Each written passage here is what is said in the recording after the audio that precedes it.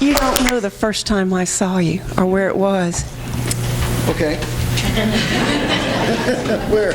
Raleigh, North Carolina. At Jack Graff's church. I never would have guessed that. Yeah. Yeah. Wow. It's been a long time. Long time. That was in the early days. The early days. The early days. So I know Greg as this traveling troubadour who has a beautiful message and a wonderful sense of humor.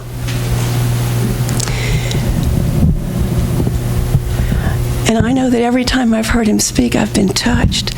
So this morning, give him a big welcome.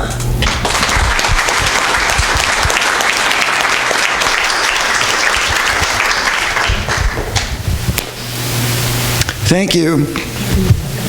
I feel so blessed to be here today. Thank you, Beth. That was so sweet. And, I never would have guessed Raleigh, North Carolina. Were you in that church, in that congregation? Oh, wow. I worked there as the administrator. I booked you a couple times. Oh, now it's coming back to me. Yes. Okay. There are some brain cells left. Is that me? Is this mine? Mm-hmm. There we go. Okay. It's a little staticky.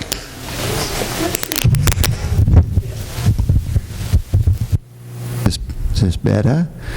Okay. Can you change the EQ on this channel to match the EQ on the former channel so that everybody can hear me okay? Well, listen, I love this church. This was actually one of the very, very first churches that had the guts. Tom Witherspoon, when he was here, was one of the very first ministers to take a chance on me, and I have really held this community in my heart ever since, and I feel so blessed to be here. And also, congratulations on 15 years. Beth, how about...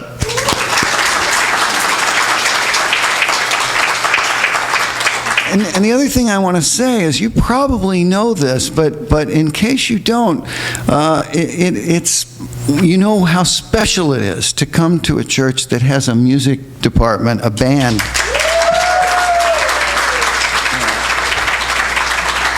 This good, it's not all that common, so it's pretty cool. Well, I'm thrilled to be here, and I want to just share some thoughts with you this morning about mystery. It's called A Brief Mystery of God, and so these are unanswerable questions we may never ever be able to really get our minds around. And what I feel like is the best attitude, the most helpful, healthiest attitude to have about some big questions. Okay, so I like to joke that I have attained a coveted NCW degree, no credentials whatsoever. Some of you may have that degree. Yeah. But the truth is, I did actually escape from college with a real degree, a BS, in geology. That's true. I wanted to be a rock star. I was confused but I was fascinated, and still am, by the big mysteries of geology, the big questions that geology tries to understand, like how these planets and stars formed from these big clouds of cosmic gas and dust, these solar systems, and especially our solar system. And how so many billions of years ago, somehow out of inorganic matter, life evolved on this planet. That's still a big mystery. And then how is it that out of all the trillions or quadrillions of evolutionary possibilities, somehow we get to be the dominant species at this little micro moment in geologic time? And how all these geologic processes that still go on affect our experience of existence. It's very, very important here in Florida, because the sea levels are going up. So I'm fascinated by all these. I still study them. I still read about them. But it wasn't long after I got out of college, I realized I was even more interested in what I think of as bigger questions, bigger mysteries. Like, what is God? If God exists, what is God like? What is God really like? What is consciousness? This amazing quality we have as humans to self-reflect. What is death? What happens to consciousness after death? What is love? What are women really thinking? Big mysteries. So I thought we could have some fun with this morning, and if we're going to start somewhere, we should probably start with God, because God's really the big mystery. And if we accept the idea that there is a God, that God exists, the next question is, well, what is God like? What is God really like? And you know, a lot of people have tried to tell us down through the centuries, the ages, whether they knew or not. They thought they knew, and they tried to tell us what God is really like. What I find fascinating as an observer is that our concept of God seems to change. As we grow and evolve, what we think about God seems to grow and evolve. But let me check that out. How many people here have a different idea of God than you did, say, 30 years ago, 25, 30 years ago? Right. That's almost everybody.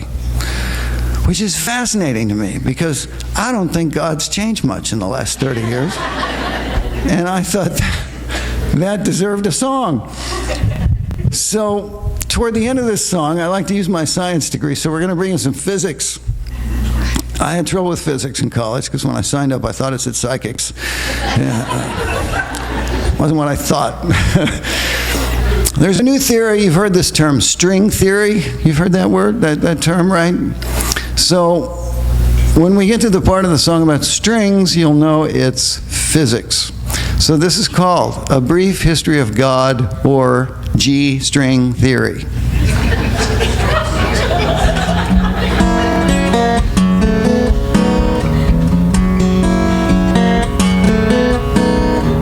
In the beginning, there was lots of competition.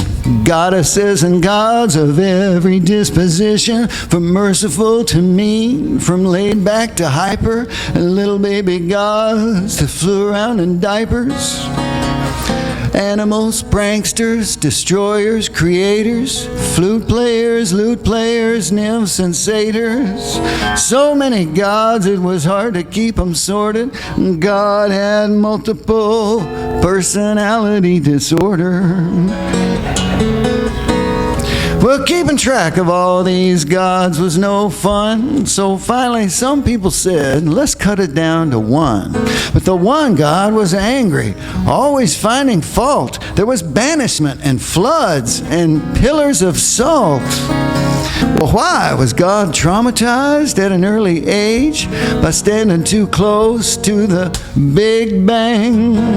Was it nature or nurture or Satan's little goblins? God had anger, management problems. And God had other issues that messed with serenity, like this long-term question of sexual identity. The feminine divine or the male autonomous? God was so confused. Am I androgynous? And then on top of that, what was challenging the most was trying to figure out what the heck's the Holy Ghost. And God needed time off and checked into a clinic. And poor old God was becoming schizophrenic. While in for treatment, God sent some folks to teach us, like Krishna and Buddha and Moses and Jesus. On some things they agree, on other things they don't. And if you choose the wrong one, some say your soul is toast. Now everybody's praying by all these different rules. Muslims 5 times a day, Buddhists quite a few, Hindus, Jews, and Christians whenever there's a need, and Unitarians would rather plant a tree.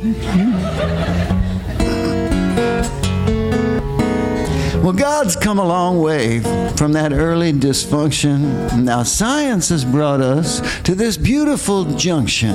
The key to the theory is that every single thing is made up entirely of vibrating strings.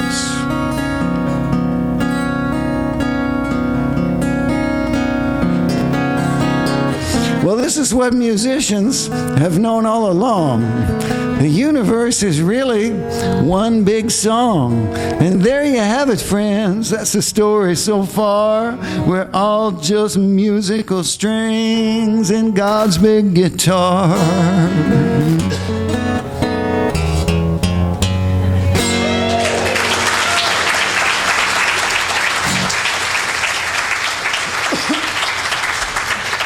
Right.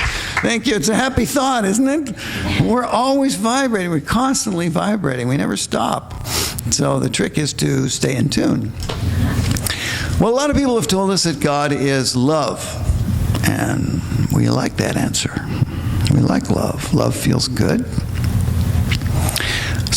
Many scientists, however, will tell you that love is just an evolutionary adaptation for the survival of the species.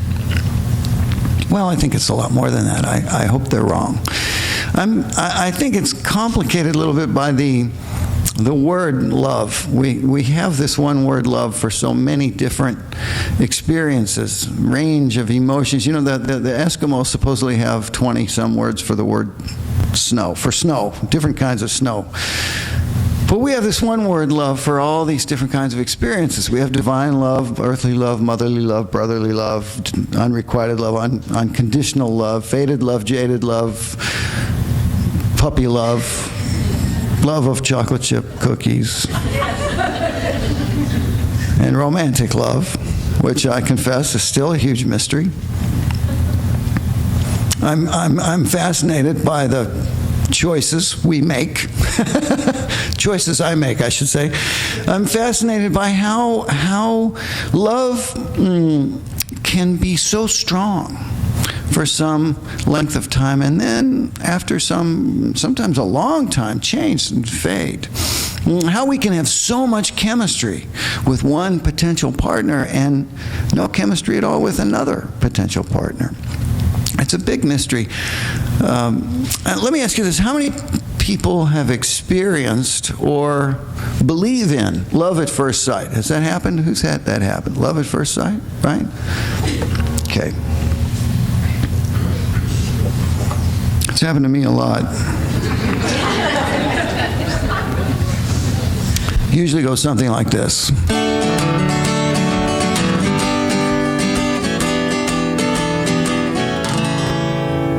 A man is riding on a train. He's heading south, it starts to rain. He sings a soft and sad refrain. He thinks he'll never love again. On the other track, a train is heading north through the rain. A woman looks out her window pane. Her life has been a lonely game. The two trains pass, they're moving fast. Faces flicker past, 4 half-8 beat. Their two eyes meet, and instantly they both can see that they were meant to be. Yes, it happened just like that. It hit them like a thunderclap. Somehow they had seen the answer to their dreams passing on the other track. So at the next stop he gets off. A love like that must not be lost. He takes the next train heading north. He does not know she's done the same. So they pass again. 4 half-8 beat, their two eyes meet, but something's changed, it's not the same.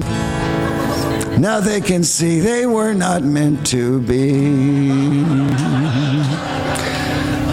Well, she knew someday it would have to end. She wonders if they'll still be friends. All the plans he made all begin to fade as she disappears around the bend. He will never be the same. Deep in his heart she will remain. He looks out through the falling rain. He thinks he'll never love again. I think he's gonna love again. And again and again and again and again.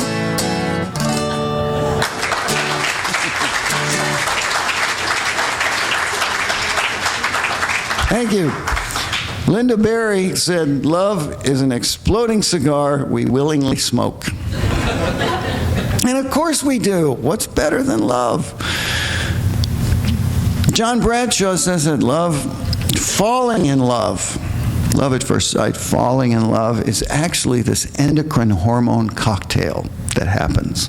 It's measurable. Scientists have studied this. There are specific changes in the body that happen. They're measurable when we fall in love, and they typically last from 6 months to 18 months. And then everything kind of goes back to base setting. So for a relationship to last past that hormone cocktail, it has to be based on something other than the hormone cocktail, right? Something deeper, something more profound, something maybe sacred. I think we should at least do what the Greeks did. We should at least have 2 words, eros and agape, romantic love and divine love. That way, when somebody says, "I love you," well, they could say, "I agape you," and there would be no confusion. Love, it's a great word. It's a word I use with music. I love music. I love this guitar. Before I loved this guitar, I loved another guitar. And it was a beautiful guitar, too. It was made out of maple. It was bigger, and it had this beautiful blonde finish because it was maple, and it was striking looking, very, very pretty guitar. I'd had it for a long time. I was very attached to it. We get attached to our instruments. As much as I loved that guitar, I started having this idea that I wanted a different guitar. I wanted one that finger-picked a little more easily. I wanted one that sounded a little different acoustically. But I wasn't doing anything about it. I thought and thought and thought, and the desire was getting pretty strong, but I wasn't doing anything, partly because I'm picky. I don't like shopping for guitars. It's hard for me to find one I like, but also because a lot of guitar stores are staffed by what we could call young rock musicians. And I don't mean to knock young rock musicians, because I used to be one. But tell me if in your mind these 2 things go together. Young rock musicians, great customer service. Not always. Anyway, I'm putting it off. I'm just putting it off, and then fate intervenes in the Honolulu airport in the form of this woman I will affectionately refer to as Attila, the gate agent. And I still don't know what her deal was. It was a power trip, or she just had a bad lunch or whatever. But I'm walking up to the gate counter with my beautiful maple guitar over my shoulder in a gig bag. It's a soft case that's nice and light, fits overhead in the plane, or you can hang it in the closet. And I've been doing this every week for years. And she sees me coming. I get about 15 feet away from the gate counter, and she points at me. And she says in a loud voice, she says, "That is not going on the plane with you." I thought, what? And I just turned away, and I thought, what's going on here? That's so weird. And then I thought about it, and I thought, well, you know what? She doesn't realize that I'm a professional musician. She just needs to know that.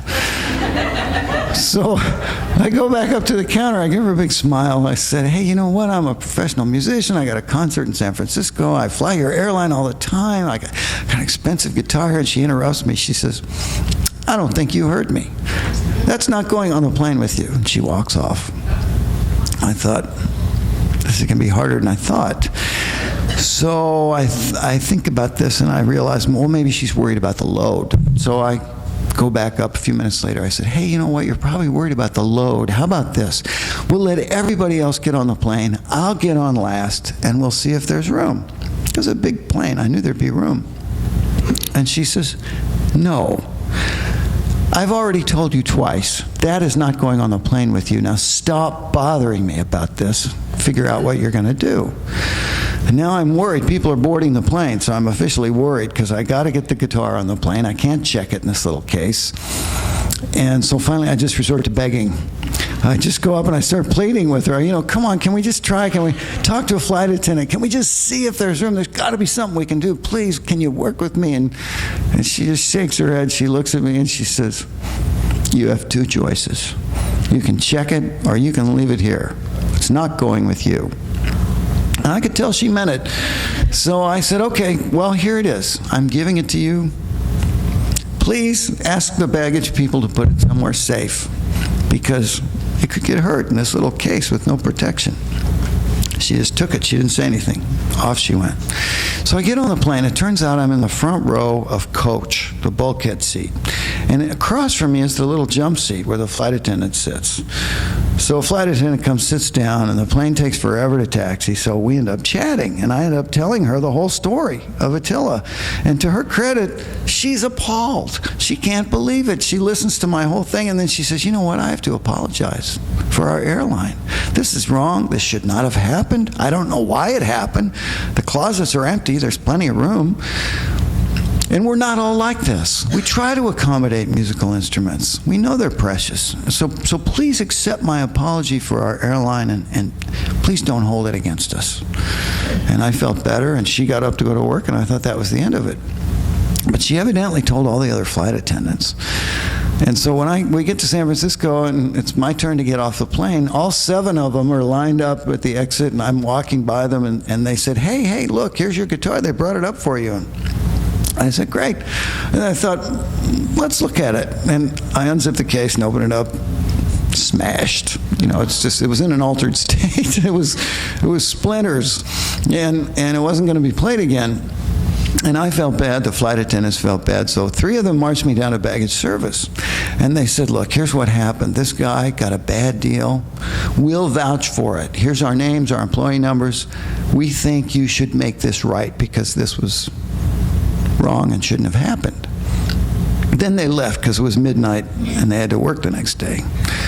So here I am in the bowels of the San Francisco airport. There's nobody around except this girl across the counter who looks about 12. And she looks up at me with this sweet face and she says, I can't help you. I'm only 18. I just work here. I don't have authority to do anything. But if you want to come back in the morning at 9 o'clock, the manager will be here. And you can talk to her then. But I have to tell you something. We have this company policy. It's very firm. We never compensate for musical instruments. It's just we do not do it. But you can come back in the morning and talk to the manager. So I left. I went to where I was spending the night. And you know how hard it is to sleep when you're upset? And my feelings for Attila were not something I could share with you outside of group therapy. And I couldn't sleep. I was just so frustrated, and I got up in the morning exhausted from that anger and that frustration. I was driving out to the airport, and I felt horrible. I just felt awful. And so finally I just prayed, and I said, God, you know what? I don't care what happens. I'm completely letting this go. Whatever happens is fine. I'm letting go of it. I just want to be calm. Please just help me be calm. And it worked. By the time I got to the airport, I was calm. I felt fine. I went in, the manager was there. We sat down. I told her the whole story. I had everybody's names. And she just listened. And when I was finished, she said, kind of shook her head, and she said, wait a minute. She disappeared. Eventually, she came back with this other higher manager, and they sat down, and they said, look, we have this company policy. We don't compensate for musical instruments. I said, I know. I heard that. And they said, well, we've talked this over, and we think we need to buy you a new guitar. I said, really? And they said, yep. Find one you like. We'll pay for it. So I got out of there before they could say anything else, and I asked my friends in San Francisco, my musician friends, I said, where do I go to get a guitar? And they said, there's only one place for a serious musician. There's the best guitar store, really the only one, is the Haight-Ashbury Music Center. Great. So off I go to Haight-Ashbury. Now, has anybody been there lately? I mean, because I'm from Kansas. And Haight-Ashbury is like this little corner of the Twilight Zone, where you see the past and the present, some future I can't even imagine. It's all right there on the sidewalk. You see it, you smell it. It's like a s'more. Every kind of personal preference is right there. it's like a smorgasbord for the senses, is what it is. So I'm walking around Haight-Ashbury, getting lost, trying to find this guitar store, getting a little high in the process. And finally, I find this guitar store, and it turns out to be the best guitar store I've ever been in. They have great guitars. They have wonderful salespeople. They know everything I need to know. They don't hover. They don't pressure me. But for 2 days, they bring me guitars and let me play them, answer my questions. And toward the end of the second day, they brought me this. And as soon as I picked it up, I could tell it felt different. It felt fantastic. It fit my hands really well. I loved how it sounded. I loved how it played. I played it the rest of the day.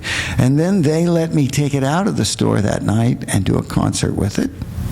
And that's when I knew this was my new guitar. Now, the thing is, I love this guitar so much.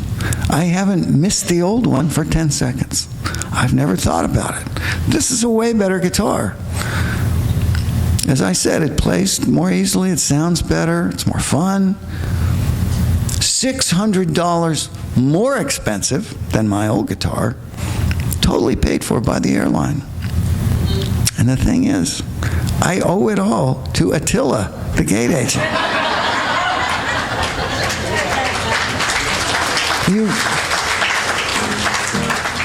You never know who's going to turn out to be an angel in your life. They might not look like it at first. But when that happens, when things like that happen, it makes me think about the mystery of connection, which is something I'm fascinated by. You know, the little ways that we're all connected that we might not ever be aware of or ever know about. I mean, if the mystics are right, if God is everything, if everything is God, then surely everything must be connected. And how could we possibly ever understand that mentally? So that's one of the thoughts. That is a beautiful thought that fills me with a sense of wonder. And wonder is the key word here, because what the best mystics and the best scientists have in common is a sense of wonder at the workings of the universe. And what the best of those have in common, the ones we remember as our teachers, is a sense of humor, the ability to take it lightly. You know, Einstein was a really funny guy. Research is what we do because we don't know what we're doing. You know, that's not the exact quote. It was funnier. Okay. So a sense of humor and a sense of wonder are the two things that really help me when I get confronted by some big thing I'll never be able to understand. You know, just stay fascinated by it and have fun with it. And I have to go there every day, both those places, sense of humor, sense of wonder. So that's what's helped me the most. There's a German theologian I like, Karl Rahner, who said something cool. He said, there are two kinds of people in the world: people who need certainty and people who seek understanding. And I would suggest to you that it's better to be a seeker of understanding, because when you're sure you're right, you're stuck with what you already know. Does that make sense? When you're sure you're right, you're stuck with what you already know. Okay, well, obviously we don't have time for all the mysteries I mentioned. You know, we didn't get to death and consciousness and women. We'll save those for this afternoon. We'll have some fun with it. We'll kind of pick this up and just keep rolling this afternoon. We'll have some fun with all the rest of those and some more. But for now, what I'd like to do is to take these ideas into meditation. And to get into meditation, I have this beautiful chant that I'd like to teach you. Some of you know it, but most of you don't probably. A lot of people think I wrote this because I recorded it a long time ago, but it's not mine. It's Michael Stillwater's chant. It's a beautiful, powerful piece of music. It's a two-part chant. We have a low part for the guys. We have a high part for the ladies. We sing them together at the same time, and it's transportive. It really is. It's magical. So So I'm going to teach it to you quickly, and then I'm going to show you how we're going to use it. All right, so the low part, which is typically the male part, is very simple. It's only 4 lines, and they're very similar. I am one with the heart of the mother. I am one with the heart of love. I am one with the heart of the Father. I am one with God. So it's mother, love, Father, God, that order. And this is how it sings. If you know it, help me teach it. I am one with the heart of the mother. I am one with the heart of love. I am one with the heart of the Father. I am one with God. So it's just mother, love, God. All right, let's try it. 1, 2, 3. I am one with the heart of the mother. I am one with the heart of love. Good. I am one with the heart of the Father. I am one with God. Okay, a little louder this time. Come on. I am one with the heart of the mother. I am one with the heart of love. Great. I am one with the heart of the Father. I am one with God. Okay, that's great. That's the low part. So typically the male part, as I said, if you're not a male and you want to sing that part, it's okay. But we have this beautiful, and you know, I'm just going to say this. For a couple of you, this is actually easier with your mouth open. Don't be afraid to sing. It's not about how you sing. It's about making a sound. We're going to make a sound together with this many people in this room. That's going to be awesome. And if you help make the sound, then it will do something great for you. Okay? So high part for the female voice or a male tenor, it's Ave Maria. And then a Greek phrase. You've heard this phrase before. Kyrie eleison. That means Lord have mercy. Kyrie eleison. If you can't remember that, just think carry a laser with an accent, and you'll be close enough, okay? And this is how it sings, and Deborah and Vashti are going to, did I say that right? Yeah. They're going to help me teach it to you. So you can either sing it at my octave, or real high if you're a soprano, at their octave, it doesn't matter, or you can sing harmony, whatever you want to do. But Ave Maria, Kyrie eleison. Here we go. 1, 2, 3. Ave Maria, Kyrie eleison. Ave Maria, Ave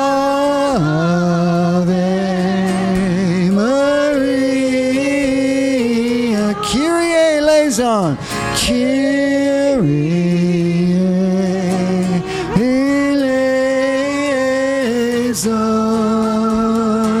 One more time. Ave Maria.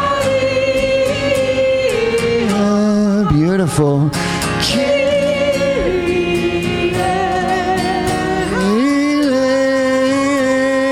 eleison.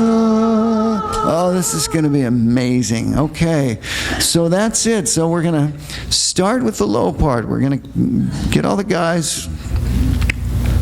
Guys, I need all of you. We're outnumbered. We're going to get all the guys and do the low part, and then we're going to bring in the Aves, and we're just going to do this a few times, and then we're going to get quiet with it, go into meditation, and after meditation, we'll come back with our chant and see what happens. So I invite you to relax. Just give yourself to this. Just let everything go and be here and see what happens. Feel it. Okay, so guys, males and male helpers, any male helpers. So I am one with the heart of the mother, love, Father, God. Here we go. 1, 2, 3. I am one with the heart of the mother. I am one with the heart of love. I am one with the heart of the Father. I am one with God. Again, just the low part. I am one with the heart of the mother. I am one with the heart of love. I am one with the heart of the Father. I am one with God. Keep it going, men, ladies. Ave, Ave Maria, Kyrie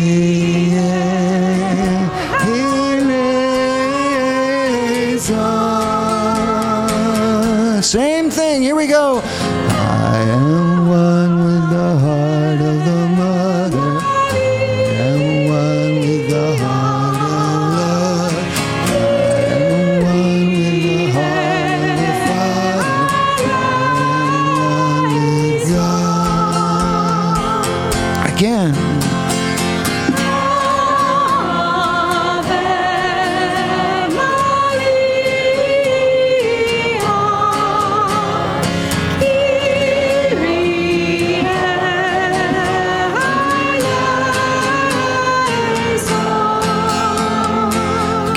Softer now. I am one with the heart of the Mother. I am one with the heart of love. I am one with the heart of the Father. I am one with God. Very softly.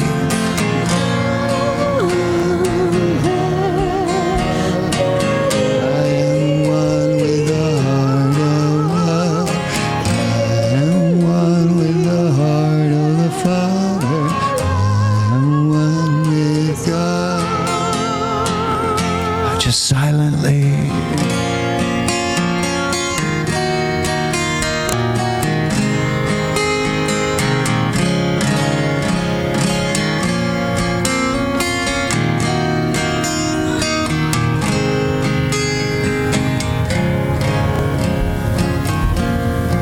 Be patient. Be patient toward all that is unsolved in your heart. Try to love the questions themselves. Do not now seek the answers which cannot be given you yet, for you would not be able to live them. And the point is to live everything. Live the questions now.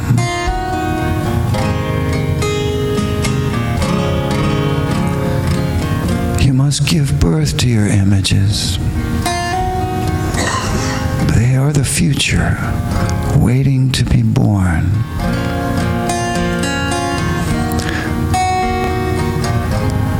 The future must enter you long before it happens. So rest now. Just rest. Let me bring you trays of food, something cool to drink, and use my soft words as a cushion for your head. For this is the hardest work you will ever do. This separation from God is the hardest work that you will ever do.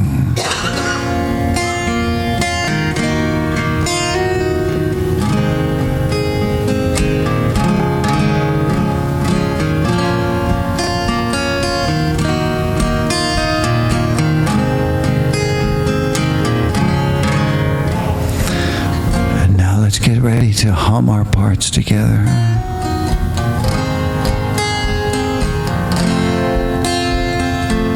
Together.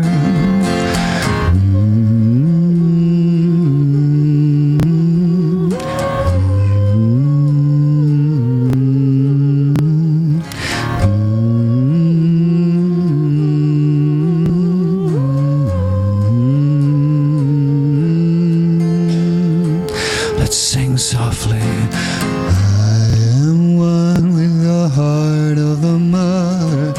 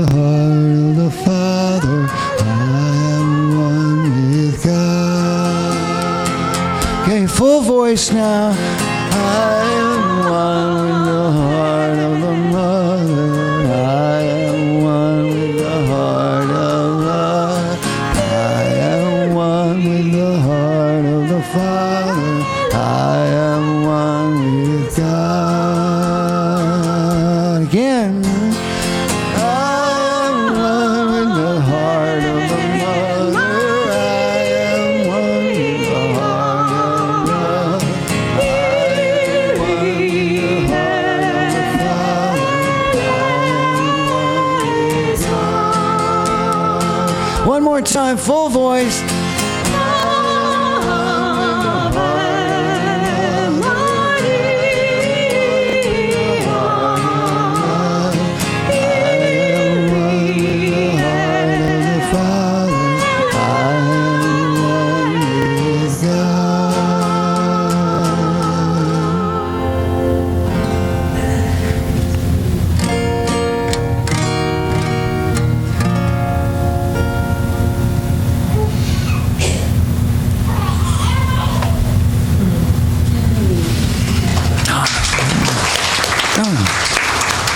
Just breathe that in for a minute. That was beautiful. I hope you felt that. And what happens when we do that? We actually have aligned our brain waves now in a very, very powerful pattern. And there's some other things that happen. There's some great science from Germany that's shown that people who sing together in groups, there's all these health benefits. You live longer. There's a lot of cool stuff that happens. So I hope you felt that. I hope it got you to a wonderful place. And I think we should stay in this place for a minute and share our tithes and our blessings and our offerings from this place.